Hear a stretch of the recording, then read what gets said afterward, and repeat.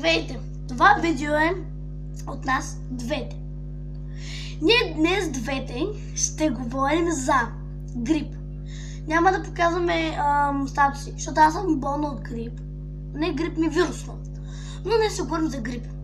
Грип е много опасен. Тя много добре помни пневмонията. Аз карах една пневмония. Тя кара 4 пневмонии. Питайте я как е държала. Да.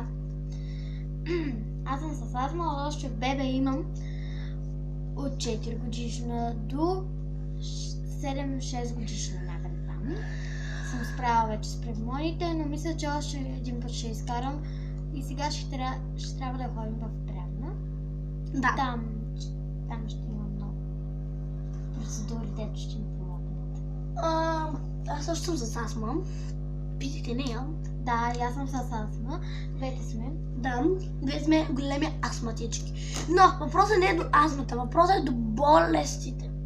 Грипа е най-лошото нещо. Защото грипа, ако не се преодолее веднъж, става на пневмония, от пневмония се развива до, знаете до какво? До умиране. Има много хора, които са умирали от пневмония. Нормална пневмония.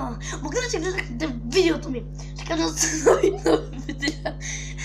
Ще кажа се нови видеа. Пас нагоре, ваши одобрения. Обичам ви, чао.